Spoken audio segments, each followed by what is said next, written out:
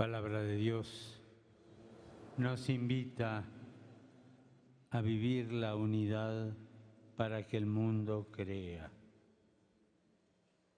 Me imagino ese susurro de Jesús en la última cena como un grito en esta misa que celebramos en el Parque Bicentenario. Imaginémoslo juntos. El bicentenario de aquel grito de independencia de Hispanoamérica. Ese fue un grito nacido de la conciencia de la falta de libertades, de estar siendo exprimidos, saqueados, sometidos a conveniencias circunstanciales de los poderosos de turno. Quisiera que hoy los dos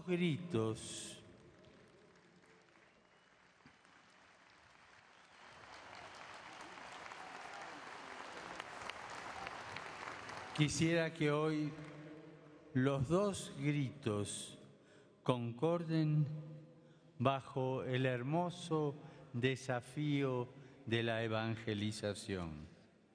No desde palabras altisonantes ni con términos complicados, sino que nazca de la alegría del Evangelio que llena el corazón y la vida entera de los que se encuentran con Jesús. Quienes se dejan salvar por Él son liberados del pecado, de la tristeza, del vacío interior, del aislamiento, de la conciencia aislada. Nosotros, aquí reunidos todos juntos alrededor de la mesa con Jesús, somos un grito, un clamor nacido de la convicción de que su presencia nos impulsa a la unidad. Señala un horizonte bello, ofrece un banquete deseable. Padre, que sean uno para que el mundo crea. Así lo deseo mirando al cielo. A Jesús le brota este pedido en un contexto de envío. Como tú me has enviado al mundo, yo también los he enviado al mundo. En ese momento, el Señor está experimentando en carne propia lo peorcito de este mundo al que ama, aún así con locura. Intrigas, desconfianzas, traición, pero no esconde la cabeza, no se lamenta. También nosotros constatamos a diario que vivimos en un mundo lacerados por las guerras y la violencia. Sería superficial pensar que la división y el odio afectan solo a las tensiones entre los países o los grupos sociales. En realidad, son manifestación de ese difuso individualismo que nos separa y nos enfrenta. Son manifestación de la herida del pecado en el corazón de las personas, cuyas consecuencias sufre también la sociedad y la creación entera. Precisamente a este mundo desafiante con sus egoísmos, Jesús nos envía y nuestra respuesta no es hacernos los distraídos, arguir que no tenemos medios o que la realidad nos sobrepasa. Nuestra respuesta repite el clamor de Jesús y acepta la gracia y la tarea de la unidad.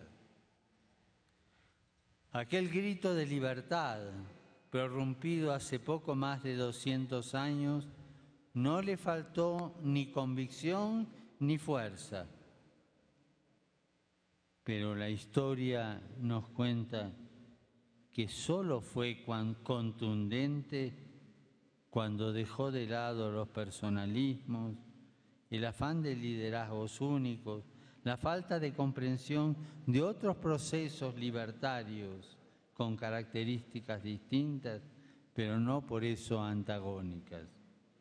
Y la evangelización puede ser vehículo de unidad de aspiraciones, sensibilidades, ilusiones y hasta de ciertas utopías.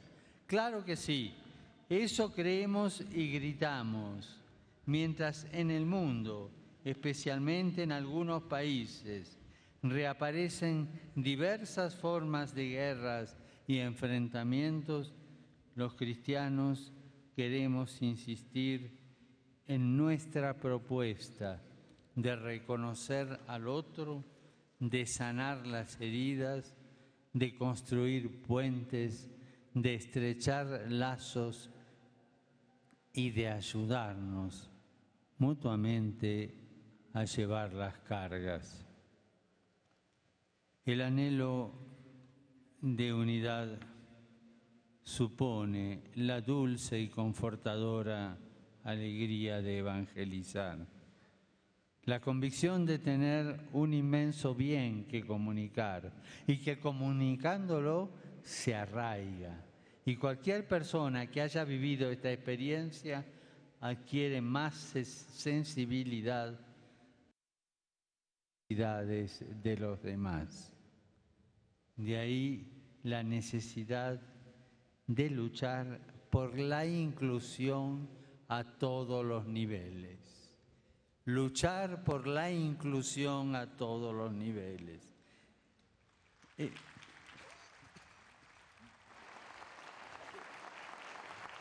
Evitando egoísmos, promoviendo la comunicación y el diálogo, incentivando la colaboración.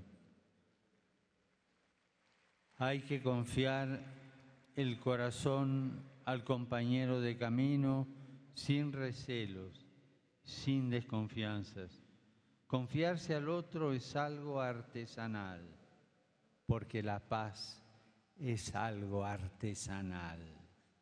Es impensable que brille la unidad si la unidad es impensable que brille la unidad si la mundanidad espiritual nos hace estar en guerra entre nosotros, en una búsqueda estéril de poder, prestigio, placer o seguridad económica. Y esto a costilla de los más pobres, de los más excluidos, de los más indefensos, de los que no pierden su dignidad pese a que se la golpean todos los días. Esta unidad es ya una acción misionera para que el mundo crea. La evangelización no consiste en hacer proselitismo. El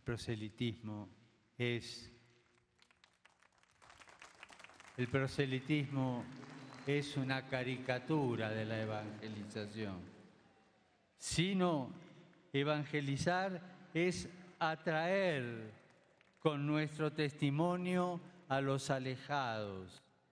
Es acercarse humildemente a aquellos que se sienten lejos de Dios en la iglesia.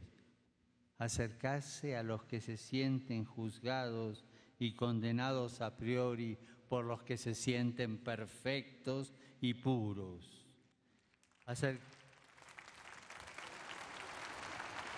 Acercarnos a los que son temerosos o a los indiferentes, para decirles, el Señor también te llama a ser parte de tu pueblo y lo hace con gran respeto y amor, porque nuestro Dios nos respeta hasta en nuestras bajezas y en nuestro pecado.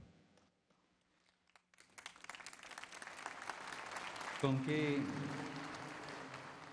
este llamamiento del Señor, con qué humildad y con qué respeto lo describe en el texto del Apocalipsis. Mira, estoy a la puerta y llamo.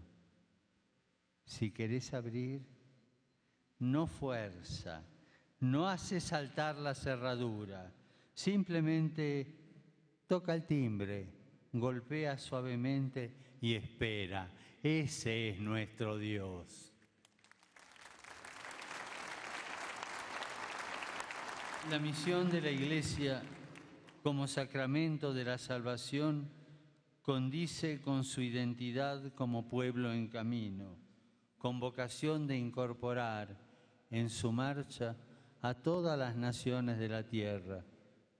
Cuanto más intensa es la comunión entre nosotros, tanto más se ve favorecida la misión.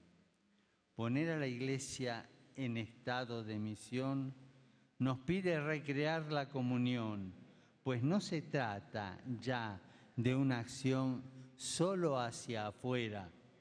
Nos misionamos también hacia adentro y misionamos hacia afuera, como se manifiesta una madre que sale al encuentro, como se manifiesta una casa acogedora, una escuela permanente de comunión misionera.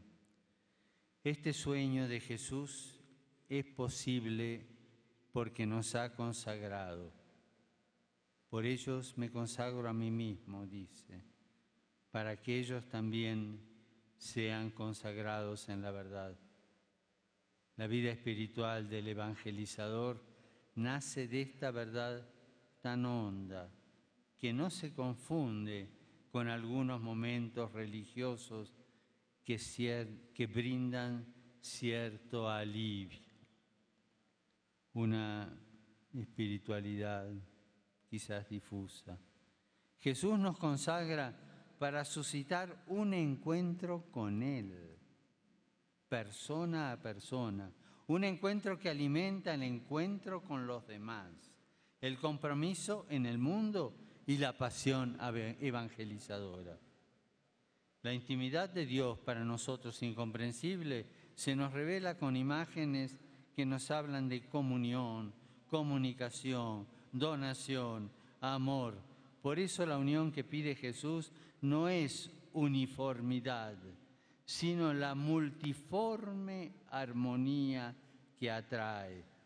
La inmensa riqueza de lo variado, de lo múltiple, que alcanza la unidad cada vez que hacemos memoria de aquel Jueves Santo, nos aleja de tentaciones, de propuestas unicistas, más cercanas a dictaduras, a ideologías, a sectarismo. La propuesta de Jesús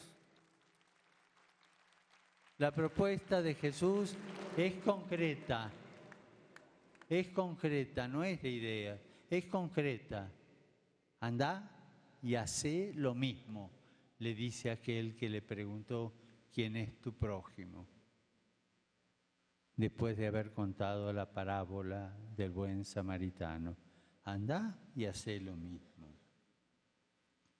Tampoco la propuesta de Jesús es un arreglo hecho a nuestra medida, en el que nosotros ponemos las condiciones, elegimos los integrantes y excluimos a los demás. Esta religiosidad de élite, esta de Jesús. Jesús reza para que formemos parte de una gran familia, en la que Dios es nuestro Padre, todos nosotros somos hermanos, nadie es excluido. Y esto no se fundamenta en tener los mismos gustos, las mismas inquietudes, los mismos talentos. Somos hermanos porque por amor Dios nos ha creado y nos ha destinado, por pura iniciativa suya, a ser sus hijos. Somos hermanos porque Dios infundió en nuestros corazones el Espíritu de su Hijo, que clama: Abba, Padre. Somos hermanos porque, justificados por la sangre de Cristo Jesús, hemos pasado de la muerte a la vida, haciéndonos coherederos de la promesa. Esa es la salvación que realiza Dios y anuncia gozosamente la Iglesia. Formar parte de un nosotros que llega hasta el nosotros divino. Nuestro grito en este lugar, que recuerda aquel primero de libertad, actualiza el de San Pablo: ay de mí si no evangelizo. Es tan urgente y apremiante como el de aquellos deseos de independencia. Tiene una similar fascinación, tiene el mismo fuego que atrae. Hermanos, tengan los sentimientos de Jesús, sean un testimonio de comunión fraterna que se vuelve resplandeciente. Y qué lindo sería que todos pudieran admirar cómo nos cuidamos unos a otros, cómo mutuamente nos damos aliento y cómo nos acompañamos. El don de sí es el que establece la relación interpersonal que no se genera dando cosas, sino dándose a sí mismo. Cualquier donación se ofrece la propia persona. Darse significa dejar actuar en sí mismo toda la potencia del amor que es Espíritu de Dios, y así dar paso a su fuerza creadora. Y darse aún en los momentos más difíciles, como aquel Jueves Santo de Jesús, donde Él sabía cómo se tejían las traiciones y las intrigas, pero se dio y se dio a nosotros mismos con su proyecto de salvación. Donándose, el hombre vuelve a encontrarse a sí mismo con verdadera identidad de hijo de Dios, semejante al Padre y como Él, dador de vida, hermano de Jesús, del cual da testimonio. Eso es evangelizar. Esa es nuestra revolución, porque nuestra fe siempre es revolucionaria. Ese es nuestro más profundo y constante grito.